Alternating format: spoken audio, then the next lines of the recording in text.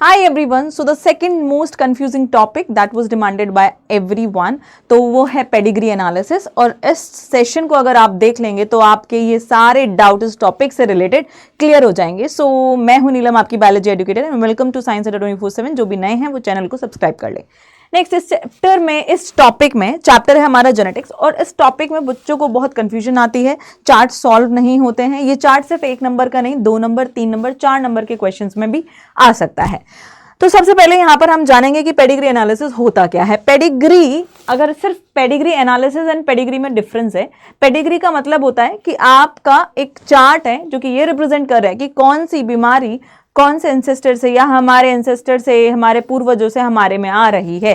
ठीक है, उसको हम पेडिग्री। अब उसका एनालिसिस करना तो वो एक पूरी प्रोसेस है कि किस में कौन सी डिजीज है, किस में नहीं है, किस जनरेशन में क्या है। That is analysis. Okay, so we determine the pattern of inheritance exactly here. अभी देखो, आप फिजिक्स पढ़ते हैं, आप बहुत सारे सर्किट्स के सिंबल पढ़ते हैं, बिकॉज उन सर्किट्स को उसी तरीके से वायर से ड्रॉ करके करना कंफ्यूजन हो जाता है। तो हम एक्चुअली इंसान को यहाँ पर प्लेस करें, उससे बेटर है कि हम इन सिंबल्स का यहाँ पर यूज कर सकते हैं। ये मेल है, ये फीमेल है, ये अफेक्टेड इंडिविजुअल्स है। देखिए, सबसे पहले आपको एक इंपॉर्टेंट चीज पता होना और जरूरी है। वो क्या है कि अफेक्टेड एंड कैरियर में क्या डिफरेंस है। अफेक्टेड एंड कैरियर में क्या डिफरेंस है। अफेक्टेड का मतलब क्या होता है कि वो बंदे को वो बीमारी है ना, उस इंसान को वो बीमारी है।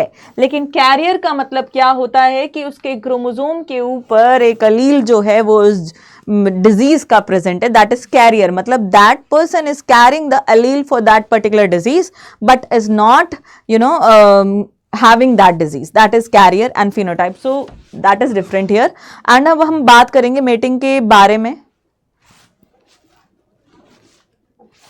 ओके, तो यहाँ पे ये लड़का और लड़की की शादी हो गई है। ऑफस्प्रिंग इन बर्थ ऑर्डर, ठीक है, मतलब जो भी है, ये मम्मी पापा हैं, पेरेंट्स हैं, शादी हो गई, उनके बच्चे आए हैं, ये लड़की है, लड़का है। ठीक है, इनको कोई बीमारी नहीं है, ये शेडेड नहीं है, डार्क नहीं है, राइट। अगर आप कहें कि मैम जो बीमार है तो उसको हम कैसे दिखाएंगे, तो वो पूरा शेडेड होगा, लाइक ऐसे। ठीक है, और अगर कोई कैरियर है तो वो कैसा दिखेगा हमारे पास, हमको दिखेगा ऐसा ऐसा ऐसा ऐसा। ठीक है, ऐसा हमें कैरियर यहाँ पे दिखने वाला है। ओके, हम उसको ऐसे शेड कर देंगे। ये है आइडेंटिकल ट्विंस एंड ये है यहाँ पर मोनोजाइगोटिक ट्विंस। ठीक है, कि मतलब जो बच्चे हैं आइडेंटिकल ट्विंस जो एग्जैक्टली सिमिलर होते हैं, नॉन आइडेंटिकल ट्विंस जो हैं वो एग्जैक्टली आइडेंटिकल नहीं होते हैं। अब बात आती है कि क्वेश्चन है तो उसको कैसे बताया जाए कि यार ये पेरेंट्स तो नॉन अफेक्टेड है और ये बच्चों को बीमारी है, कौन सा इनहेरिटेंस है, कैसे पता लगाया जाए। इसमें भी काफी ज्यादा कंफ्यूजन हो जाती है। तो मैं जो चार्ट अब आपको दिखाने वाली हूँ उससे आपके 90% क्वेश्चन सॉल्व हो जाएंगे। और पेडिग्री में कितने तरीके के क्वेश्चन आते हैं वो भी मैं आपको यहाँ पर बता दूंगी। सबसे पहले अगर हम यहाँ पर देखें तो हमारे पास जेनेटिक डिसऑर्डर्स होते हैं जो कि आपके मतलब क्रोमोसोम के ऊपर कोई भी चीज है या क्रोमोसोम में कोई दिक्कत है। ठीक है, तो वो एक मेंडेलियन, एक क्रोमोसोमल। मेंडेलियन में क्या होता है कि हमारा सिंगल जीन जो है, यहां पर सिंगल जीन में ऑल्ट्रेशन होती है। ठीक है, सिंगल जीन में ऑल्ट्रेशन होना इज एग्जैक्टली व्हाट मेंडेलियन। या फिर होल क्रोमोसोम में होना इज क्रोमोसोमल डिसऑर्डर्स। इसमें down syndrome, Klinefelter syndrome, Turner syndrome, ये 3 आ जाते हैं जो कि हम पढ़ते हैं। बाकी आ जाती है मेंडेलियन में हमारे पास ऑटोसोमल है एंड सेक्स लिंक्ड है। बेटा, ऑटोसोमल का क्या मतलब होता है कि ये आपके सेक्स क्रोमोसोम पे प्रेजेंट नहीं होगी। जो आपके 22 पेयर क्रोमोसोम है उनके ऊपर कोई प्रॉब्लम या जीन में ऑल्ट्रेशन यहाँ पे हुआ है, और ये आपके यहाँ पे एक्स एंड वाई क्रोमोसोम पे अगर कोई चीज हुई है, that is sex linked. Autosomal में एंड 2 तरीके की बीमारियां होती है, एक तो रिसेसिव होती है, एक डोमिनेंट होती है। डोमिनेंट हम यहाँ पे बहुत ज्यादा नहीं पढ़ते हैं, बट एग्जाम्पल दिया हुआ है जिसको मैं लिखवा देती हूँ, मायोटोनिक डिस्ट्रॉफी। ठीक है, और एक आपके पास यहाँ पे एक एग्जाम्पल है, दैट इज रिसेसिव। रिसेसिव में आपके पास आ जाते हैं सिकल सेल एनीमिया। ये आपको याद होने चाहिए ये पढ़ने से पहले। ठीक है, मतलब चार्ट सॉल्व करने से पहले। फिर आपके पास यहाँ पे आ जाता है सिस्टिक फाइब्रोसिस। आपके पास आ जाता है थैलासीमिया, और हमारे पास आता है यहाँ पर थैलासीमिया। नेक्स्ट हमारे पास यहाँ पर है फिनाइलकीटोनूरिया। ये एनसीईआरटी के हैं तो मैं आपको यही बता रही हूँ क्योंकि आपके पास यही आएंगे, आपके चाहे बोर्ड्स हो चाहे आपका सीयूटी हो, राइट। ये अब आ जाते हैं X linked and Y linked में। वाई लिंक्ड बीमारी को हम आज सच बहुत ज़्यादा नहीं पढ़ते हैं अपने एनसीईआरटी में, पर कुछ एग्जाम्पल्स मैं आपको बता देती हूँ। टेस्टिस डिटरमाइनिंग फैक्टर, ठीक है, ये है हाइपरट्राइकोसिस, ये आपके एग्जाम्पल्स यहाँ पर हो गए वाई लिंक के। अब बात करेंगे कि हमारे पास एक्स लिंक में कितने एग्जाम्पल हैं। एक्स क्रोमोसोम के अगर जीन का म्यूटेशन है दैट इज एक्स लिंक बीमारी, वाई क्रोमोसोम के अगर म्यूटेशन है दैट इज वाई लिंक बीमारी। एक्स लिंक बीमारी में हमारे पास यहाँ पे आ जाता है हीमोफीलिया एंड कलर ब्लाइंडनेस, ठीक है, हीमोफीलिया एंड कलर ब्लाइंडनेस, ये आपके पास बीमारी हो गई सेक्स लिंक, एक्स लिंक, ठीक है। Okay, let's move on to the next one. अब अगर हम आगे चले, ठीक है, तो ये आपको क्लियर है, ये हमें पता होना यहाँ पे जरूरी है, इसलिए मैंने आपको सबसे पहले ये बताई है। मान लो कोई भी चार्ट है उसमें बीमारी है ऑटोसोमल और एक्स लिंक्ड हो सकती है। वाई लिंक्ड बीमारी अगर मैं आपको बताऊं, एक सिंपल सा चीज है, अगर कोई भी चार्ट दिखे आपको पूरे 3-4 जनरेशन में सिर्फ मेल टू मेल बीमारी अगर जा रही है दैट इज वाई लिंक्ड, सिर्फ वो लड़का ही अफेक्टेड होता है उस बीमारी से। ऑटोसोमल वर्सेस एक्स लिंक में अगर डिफ्रेंशिएट करा जाए कि ये ऑटोसोमल चार्ट वाला है या ये एक्स लिंक वाला है, तो सबसे पहले आपको ये देखना है कि इसमें ऐसा होता है कि जेंडर का कोई रोल नहीं होता है ना। ऑटोसोम्स तो सब में होते हैं और सेक्स क्रोमोसोम भी सब में होते हैं, बट डिफरेंट होते हैं मेल एंड फीमेल में, राइट। तो इसमें क्या है, ये सिमिलर है चाहे मेल हो चाहे फीमेल हो, समझे।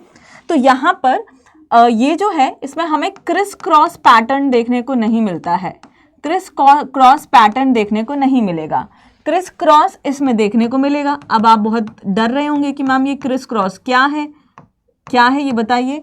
क्रिस क्रॉस का मतलब होता है कि ऑपोजिट जेंडर में बीमारी जाना, ऑपोजिट जेंडर में बीमारी जाना, समझे आप, ये होता है क्रिस क्रॉस का मतलब।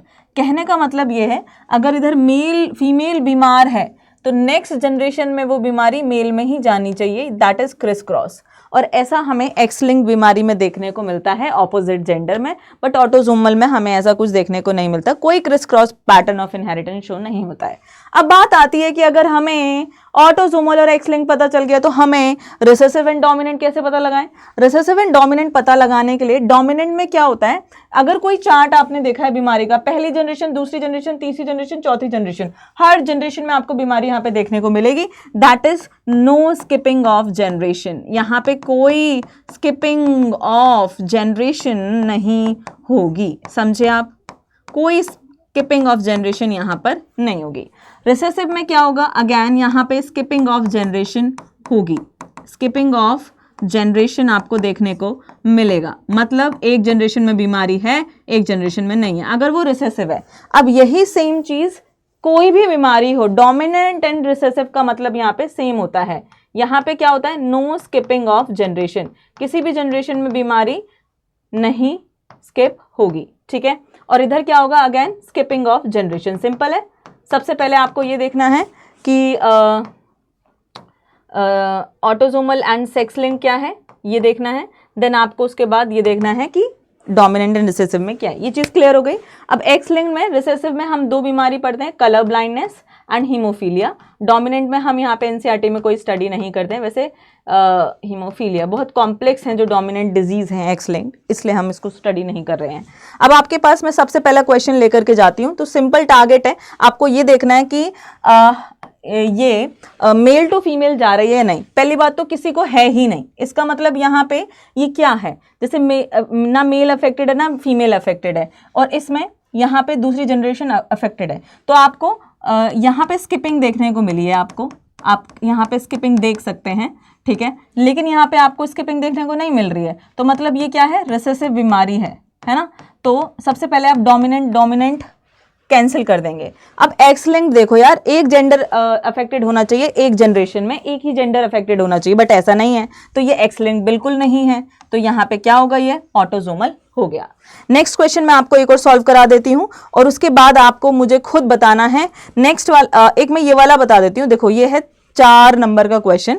इसमें देखिए क्या है कि इसमें सबसे पहले तो आपको जो पूछ रहा है वो रिसेसिव डोमिनेंट ये बता देना है, प्लस मैं करा देती हूँ, डोंट वरी अबाउट इट। ये देखो, पर बाकी क्वेश्चन आपको खुद करने हैं। इसमें आपको क्रॉस बनाने आने चाहिए, जो हम पुनेट स्क्वायर बनाते हैं वो क्रॉस बनाना जरूर आना चाहिए, तभी आपका फायदा यहाँ पर होगा कुछ क्वेश्चंस में, बिकॉज दोनों का मिक्सचर ये दे देता है। अब देखो यहाँ पे ये पूछ रहा है, सेलेक्ट द ऑप्शन,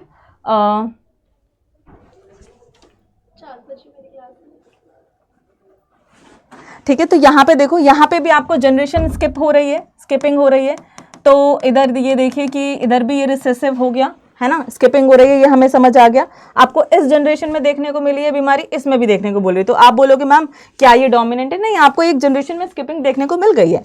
नेक्स्ट चीज़ है कि मैम चलो मैं रिसेसिव यहाँ पे आइडेंटिफाई कर लेता हूँ, ये भी नहीं है मैम, इसमें भी डोमिनेंट है। और मैम इधर मैम क्या करें? अब देखो यहाँ पे मेल से या तो मेल में जाती है, समझे आप, यहाँ पे मेल अफेक्टेड है, यहाँ फीमेल अफेक्टेड है, दोनों जेंडर में बीमारी पास हुई है अगर कोई कैरियर भी है तो, लेकिन ऐसा नहीं होना चाहिए था। तो अब आपको क्या लग रहा है? अगेन ये क्या हो गई? ऑटोसोमल रिसेसिव यहाँ पे बीमारी हो गई। अगर आप नेक्स्ट चार्ट देखेंगे तो प्लीज आप एक बार ट्राई करना, बिकॉज अगर आपको क्वेश्चंस नहीं मिलेंगे, आप खुद ये फॉर्मूले अप्लाई नहीं करेंगे तो आपके लिए टफ हो जाएगा। अगर आपको कोई भी डाउट आता है तो आप कॉमेंट बॉक्स में जरूर मेंशन करना। और जो भी बच्चे अभी भी घबरा रहे हैं अपनी बोर्ड की तैयारी के लिए, तो विजेता 2.0 आप परचेज कर सकते हैं, use the coupon code NEE20। और अगर आपको कोई भी डाउट है तो आप मुझे इस मेल आईडी पर मेल कर सकते हैं, neelam.rajput@247.com। और जो क्वेश्चंस दिए हैं आपको उनके आंसर्स कमेंट बॉक्स में लिख करके बताने हैं। तो ऐसी अगर आपको कोई और भी, और CUT के लिए आप डेल्टा हमारा परचेज कर सकते हैं, डेल्टा 3.0, राइट। और भी अगर कोई डाउट है तो कमेंट बॉक्स में लिख करके जरूर बताइएगा। Thank you so much.